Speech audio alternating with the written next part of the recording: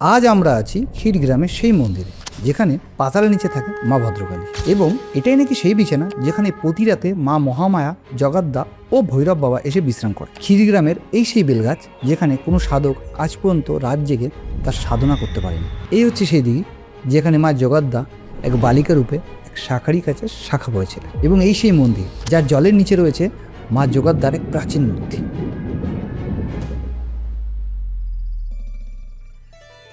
এই ভূমি শুধু মাটি নয়, এখানে নিঃশ্বাস নিলে আজও পুরনো মন্ত্রের ধ্বনি শোনা যায়। পুরাণে বলে, সতীর দেহ যখন বিষ্ণু চক্রে খণ্ডিত হয়েছিল, সেই পবিত্র অঙ্গের একটি অংশ পতিত হয় এই ক্ষীরগ্রামের মাটিতে। সুতরাং তারপর থেকে এই স্থান কিন্তু আর সাধারণ স্থান ছিল না, হয়ে উঠেছে এক শক্তির কেন্দ্র। চলুন বেশি দেরি না করে জেনে নিই এই মন্দিরের ইতিহাস এখানকার পুরোহিতদের কাছ থেকে। এই যে নতুন পরিকাঠামো যেটা তৈরি হয়েছে আজ থেকে কত বছর আগে? এটা হচ্ছে গিয়ে সনাতন ভারতবর্ষের আমাদের যে দৈব যুগ, হ্যাঁ, অর্থাৎ এর সৃষ্টিটা হচ্ছে গিয়ে যখন বিষ্ণু চক্রে সতীর দেহ খণ্ড বিখণ্ড হয় এবং 51টা ভাগে বিভক্ত হয়, এখানে সতী মাতা সতীর দক্ষিণ চরণের বৃদ্ধাঙ্গুষ্ঠ পতিত হয়, মানে ডান পায়ের বুড়াঙ্গ। কিন্তু এখানকার যে মানুষ আছে বা এখানে যে জনশ্রুতি আছে, যেখানে মায়ের অনেক মহিমা শোনা যায়, তার মধ্যে যদি একটা দুটো বলেন। যেমন ধরুন, আমাদের মাঘ মাসে প্রথম দিন পয়লা মাঘ থেকে একবারে সংক্রান্তি পর্যন্ত নিশিডুম্বুল বাজানো হয়। আচ্ছা, নিশিডুম্বুল মানে ঢাক বাজানো। আচ্ছা, গভীর রাত্রে 12:30 একটা, সেই সময় ঢাকি ওই বাইরে থেকে চোখে কাপড় বাঁধেন এবং ঢাক নিয়ে তিনি আস্তে আস্তে এসে ওই গম্ভীরে দেখায় আসেন। হ্যাঁ,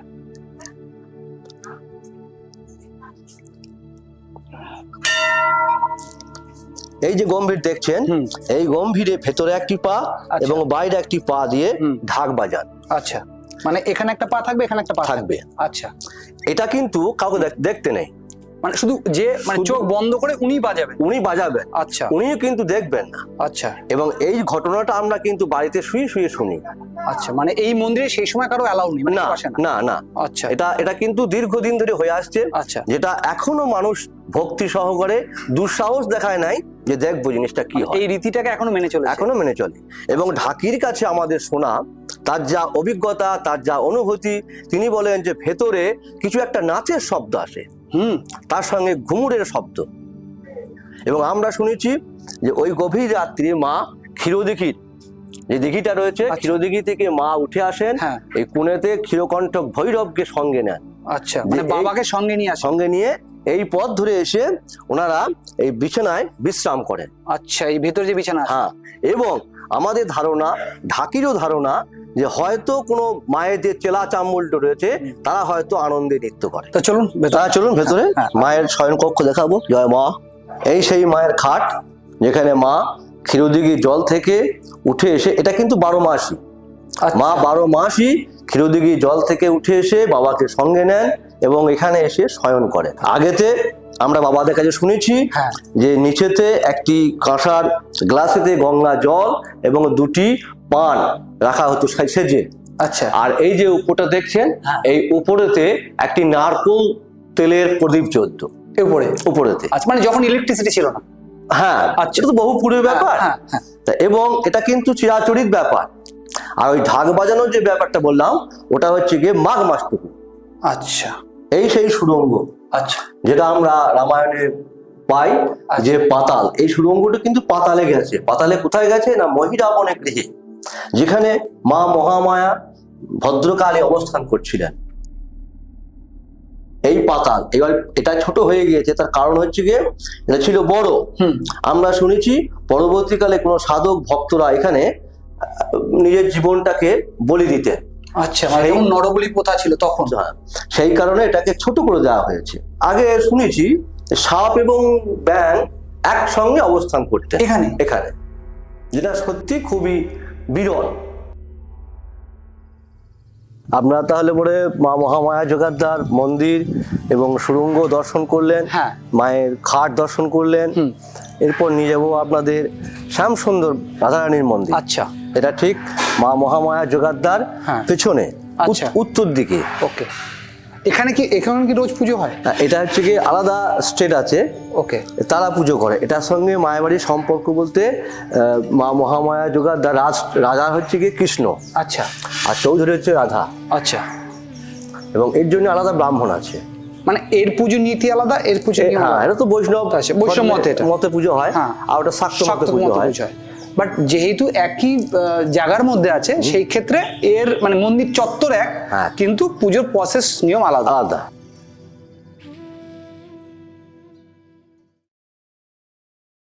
এই যে রাস্তা দেখছেন, হ্যাঁ। এটা হচ্ছে কি মেন রাস্তা।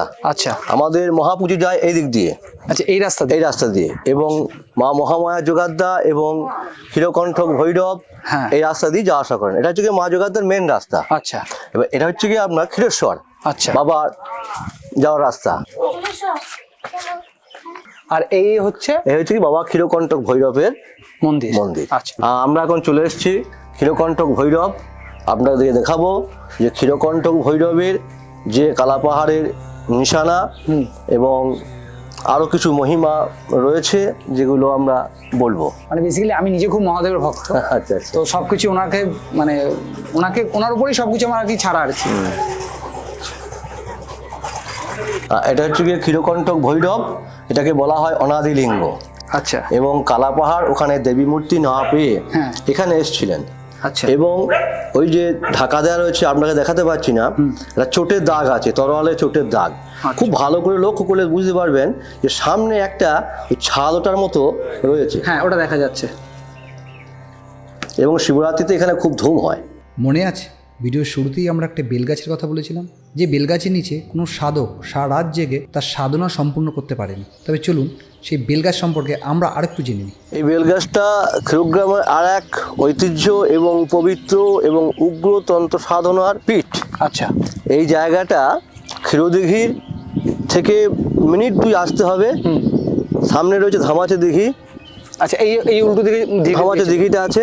আচ্ছা, এবং এই বেলগাছ সেই বেলগাছ যে বেলগাছে কোনো সাধক আজ পর্যন্ত, সাধনা তো পরের কথা, সাধনা বাস করতে পারেন না। এখানে এক ভয়ঙ্কর লীলা চলে, যে শব্দে এখানে টেকা খুব মুশকিল। তখন সেই সাধক এখানে প্রণাম করে বলে দিলেন যে একে খুব যত্ন করে এবং পবিত্র জায়গা। সেই থেকে আমরা জেনে আসি যে এই জায়গাটা খুবই পবিত্র। জয় বাবা।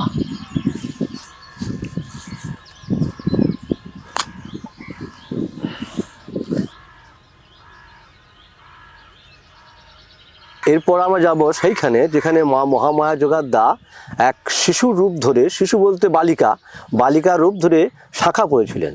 আচ্ছা চলো। এই দিঘির পাড়ে মা শাখা পড়তে এসেছিলেন। শাখা পড়েছিলেন। আচ্ছা, পড়েছিলেন। এই যে জায়গাটা দেখছেন, এটা হচ্ছে ধামাচা দিঘি।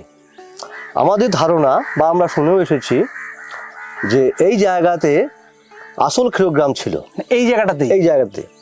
আচ্ছা, তার কারণ হিসেবে বলা যায় যে মা মহামায়া যোগাদ্দা এখানে শাখা পড়েছিলেন। দাদা, আপনার নাম কি? আমার নাম বুদ্ধদেব সিংহ। বুদ্ধদেব সিং। আপনি কতদিন ধরে এখানে নৌকো চালাচ্ছেন? আমি চালাচ্ছি এটা 14 বছর এখানে আছে, 14 বছর ধরেই আমরা চালাচ্ছি। 14 বছর ধরে চালাচ্ছেন। আচ্ছা, এখানে কোনো অলৌকিক কিছু ফিল করেছেন? কারণ গুরুজি এটা বললেন যে এই জায়গাটা অলৌকিক। কি রকম আপনার কেমন অনুভূতি হয়েছে? হাওয়া বা একটা কোনো বেশ বাষ্প, একটা সুগন্ধ গভীর রাতে। আচ্ছা, মানে আপনার যখন নৌকো নিয়ে রাতে কোনো, আপনার যেহেতু এখানে নৌকোটা আপনার কাজের পারপাস থাকে, সেই ক্ষেত্রে আপনি যখনই নৌকো নিয়ে রাতে যান বা যে কোনো অন্য একটা সময়, তখন একটা ভালো সুগন্ধ পান। হ্যাঁ, বিশাল। আচ্ছা, এমনি কোনো ভয় লাগে না? না, ভয়ে মায়ের নাম করে, মায়ের তো আমরা ক্ষতি করি না। মায়ের যে উদ্যোগ বা লোকজন আসে এখানে, যে অনেক বাসিন্দার বা অনেক লোকজন বেড়াতে আসে, তারা সবকে পিকনিক করতে আসছে। আচ্ছা, এখানে পিকনিক হয়? হ্যাঁ, এখানে পিকনিক হয়। আচ্ছা, মানে কোনো রকম বিপদ বা কোনো রকম আনন্দ, কোনো কিছু একটা ঘটনা যেটা আপনার মনে আছে? হ্যাঁ, যেমন আমাদের আনন্দ বলতে তো লোকজন আসে আপনার, তারপরে ভালো লাগে। প্রচুর লোকজন, সব তো জানে যে আপনার এখানে মা শেখা পড়েছিল। হ্যাঁ, সেই শেখার উদ্দেশ্য করে সে ঘাট সব দেখতে আসে আপনার। হ্যাঁ, সব প্রচুর লোকজন আমার এখানে আসে। ওরা প্রতিদিন এখানে একটা তুলসী মন্দির করেছে, সেখানে আপনার সন্ধেবেলায় সকালবেলাতে ধূপ ধুনো দিয়ে এই পাড়ে আছে এই পাশে। আচ্ছা, হ্যাঁ, ওনারা কিন্তু ভক্তি ভাবেই এখানে থাকেন। আচ্ছা, মানে এর আশেপাশে যারা থাকেন তারা সবাই ভক্তি এবং মা আছে, তার অস্তিত্ব আছে সেটা ভেবে এখানে আছে। অবশ্যই অবশ্যই। গুরুজি, আপনার সাথে অনেকগুলো পডকাস্ট হয়েছে আমাদের, যদিও এখানে এসে আপনাকে পাবো আজকে সেটা ভাবতে পারি, যেহেতু পেয়েছি সেই ক্ষেত্রে এই যোগাদ্দা মায়ের মন্দিরের মহিমা কি, মানে এখানে মানুষ এত কেন বেশি আসে এবং এখানে এত কেন বিশ্বাস? সব থেকে আগে যেটা সাধুবাদ জানাই সেটা হচ্ছে যে মায়ের 51টি পীঠ নিয়ে তোমরা যে উদ্যোগ নিয়েছো, এরকম উদ্যোগ সচরাচর সামাজিক মাধ্যমে দেখতে পাওয়া যায় না। এই মা যোগাদ্দা, এর তো একটা ইতিহাস রয়েছে, একটা ঐতিহ্য রয়েছে। তো এই যে আমরা এই মন্দিরটা দেখতে পাচ্ছি, এই মন্দিরের তলায় একটি প্রাচীন মূর্তি রয়েছে, এখনো আছে, এখনো মানে আমরা রয়েছে। যখন দাঁড়িয়ে আছি তখন অলরেডি এখনো রয়েছে, জলের তলায় তলায় আছে। নিমজ্জিত। আচ্ছা আচ্ছা, সেই মূর্তিটা নবীনচন্দ্র ভাস্করের তৈরি করা মূর্তি এবং মহিষমর্দিনী চণ্ডী। আচ্ছা, তো নবীনচন্দ্র ভাস্করের তৈরি করা যে মূর্তি, হ্যাঁ সেই মূর্তিটা এই জলের তলায় নিমজ্জিত রয়েছে। আচ্ছা তো এরপর যখন প্রত্নতত্ত্ব গবেষকরা যখন এই মন্দির নিয়ে কাজ করতে শুরু করেন, তখন দেখতে পান যে এর আগেও একটি মূর্তি রয়েছে, যেটা আচ্ছা। প্রায় সেন যুগের আমলে তৈরি। মানে এর আগেও একটা হ্যাঁ, যে মূর্তি ছিল। মূর্তিটা ওই মন্দিরে প্রতিষ্ঠিত, যেটা 12 বছর মায়ের যে দর্শন সাধারণ মানুষ করে, সেই দর্শনটা ওইখানে করতে মানে পারে। ওই যে আরেকটা মন্দির দেখতে পাচ্ছি আমরা, সেইখানে ওইখানে সেই সেন আমলের তৈরি করা দশভুজা চণ্ডী রয়েছে। আচ্ছা আচ্ছা, এই যোগাদ্দা মা, এই যে মন্দিরটা আমরা কথা বললাম, এই মন্দিরটি থেকে মা 5 বার ওঠে বছরে। বছরে 5 বার। হ্যাঁ, কোন তার তারিখে? মধ্যে 15ই পৌষ আছে, আচ্ছা আচ্ছা বসন্ত পঞ্চমী আছে, আচ্ছা আচ্ছা অক্ষয় নবমী তিথি আছে, আচ্ছা আচ্ছা দুর্গাপুজোর বিজয়া দশমী আছে। আচ্ছা তো এরকম করে 5 বার ওঠে, এবং বৈশাখ সংক্রান্তি। আচ্ছা এই 5 বার মা উঠলেন এবং মায়ের পুজো হলো, বলিদান হলো, বিশেষ প্রচুর গ্রাম থেকে লোক আসে। থ্যাংক ইউ গুরুজি, প্রথমে পেলাম এবং আমিও খুব খুশি হলাম আজকে জেনে যে তোমরা এত সুন্দর একটি পীঠকে নিয়ে কাজ করছো, এবং শুধু এইটি নয়, গোটা বাংলা এবং গোটা ভারতের 51 পীঠ। মানে চেষ্টা করছি পৃথিবীর যে যে প্রান্তে, যেহেতু নেপাল, পাকিস্তান এবং বাংলাদেশে অবস্থিত এই সতীপীঠের কিছু অংশ আছে, তো আমরা চেষ্টা রাখবো যে সেই জায়গাগুলোকে কভার করা। এবং এটা তো একটা খুব বিরাট উদ্যোগ, এবং এই উদ্যোগ তো আগে কোনোদিন আমি সামাজিক মাধ্যমে দেখিনি।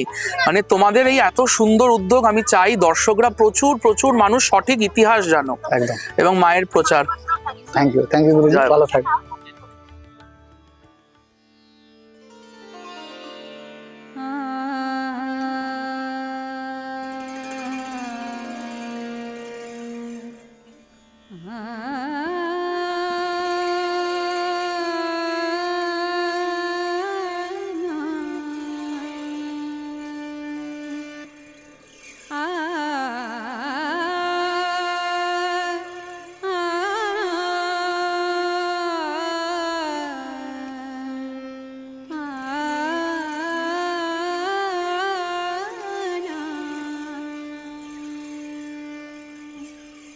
আপনি এখানে কতদিন ধরে দায়িত্বে আছেন? আমি এখানে প্রায় বিগত 10 বছর ধরে এখানে দায়িত্বে আছি। আচ্ছা প্রথম কথা হচ্ছে এখানেই আমার জন্ম। আচ্ছা আমি ছোটবেলা থেকে এই জায়গাতেই আসি, যেটা মায়ের স্থান। আচ্ছা এটা যে সতীর যে 51টা খণ্ড হয়েছিল, হ্যাঁ নারায়ণের সুদর্শন চক্র দ্বারা যে 51টা খণ্ড হয়েছিল, প্রতিটি খণ্ড যেখানে একটা একটা করে ছিল, সেখানে একটা করে সতীপীঠের জন্মগ্রহণ করে। আচ্ছা এই ক্ষীরগ্রাম পূর্ব বর্ধমান জেলার হ্যাঁ মঙ্গলকোট ব্লকের অন্তর্গত। এই গ্রামটির নাম হচ্ছে ক্ষীরগ্রাম। মা যোগাদ্দা হচ্ছে পাতালবাসিনী। কেন পাতালবাসিনী?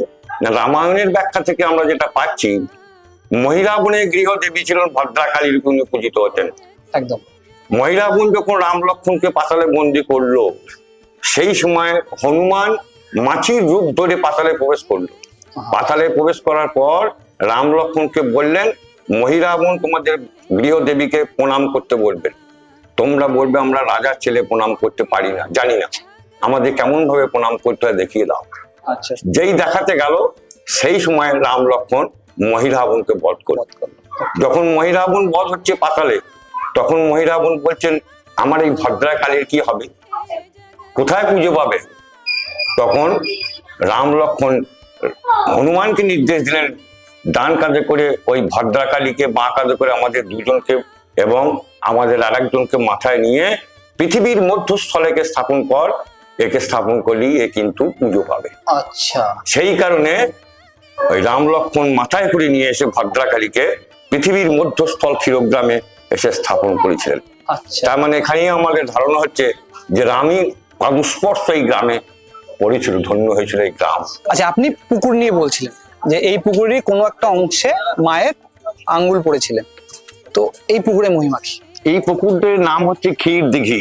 আচ্ছা ক্ষীরকণ্ঠ ভৈরবের নামেই এটাও ক্ষীর দিঘি আর কি। আচ্ছা গ্রামটার নামও যেমন, পুকুরটার নামও তেমন। আচ্ছা দেখবেন লক্ষ্য করে। এই ক্ষীর দিঘির মহিমা হচ্ছে, এই ক্ষীর দিঘিতেই মা ওপেন, এই যে সাদা মন্দিরে মা দেখতে পাচ্ছেন, হুম ক্ষীর দিঘির জলেতেই উনি ওপেন থাকতেন। আচ্ছা তখন কোনো মন্দির ওখানে ছিল না, আচ্ছা কিন্তু মাকে 3 বার চুরি করবার ব্যবস্থা করেছিল এবং নিয়েও গিয়েছিল, হুম কিন্তু তারা নিয়ে যেতে পারেনি, ফেলে দিয়ে চলে গেছিল। আচ্ছা যখন ফেলে দিয়ে এসেছিল তখন এই গ্রামবাসী মিলে একটা ঠিক করলো যে এই মা যে কোনোদিন আরো বড় ভাবে চুরি করতে পারে, কেউ নিয়ে যেতে পারে। একদম সেই জন্য তার সেফটি সিকিউরিটির জন্য আমরা গ্রামবাসী মিলে সমস্ত মানে মানুষের কাছে একটা আবেদন করলাম যে মন্দির করার জন্য একটা আর্থিকভাবে আমাদের সাহায্য করার জন্য। আচ্ছা তো মানুষ এগিয়ে এসেছিলেন। তো এই ক্ষীরদিঘির জলেই মাকে, যেহেতু জল ছাড়া করা যায় না, সেই জন্য এই ক্ষীরদিঘির জলেতেই এটাকে স্থাপন করে মাকে রাখা হয়েছে। আর এই ক্ষীরদিঘির জল হচ্ছে, যেহেতু মা শয়ন করে আছে, তার স্পর্শ এই জলের মধ্যে রয়েছে, সেই জন্য ক্ষীরদিঘির জলে বলা হয় মা গঙ্গা। আমাদের মা গঙ্গা হচ্ছে ইনি। সামনে যে একটা মন্দির আছে স্কুলটার কাছে, আচ্ছা ওই মন্দিরটার নাম হচ্ছে উত্থান মন্দির। আচ্ছা ওইখানে মাকে ভোরবেলাতে উনি উঠলেন, লক্ষ লক্ষ লোক, আচ্ছা। এবং একটা নির্দিষ্ট টাইম আছে, লোক জমায়েত হলো, কিন্তু এখানে একজন রাজার প্রতিনিধি আজও আছে, নির্দিষ্ট করা আছে। আচ্ছা তার বংশে যে থাকবে সেই হবে রাজা। আচ্ছা তিনি আসবেন, এসে ঘড়ি দেখবেন, দেখার পর তারপরে যেই টাইম হবে 1 মিনিটের মধ্যে বলে দেবেন লক খুলুন, লক খুলবে, এখানে নির্দিষ্ট হবে। আবার যখন মাকে তুলে নিয়ে আসা হবে, সে কিন্তু আগে হাজির হবে, রথ গিয়ে সামনে দাঁড়ালো, কিন্তু সে যতক্ষণ না অর্ডার দেবে ততক্ষণ পর্যন্ত, মানে রাজার নীতিটাও পালন করা হয়। সমস্ত রাজার নীতি এগুলো মেনে এখানে চলতে হয়।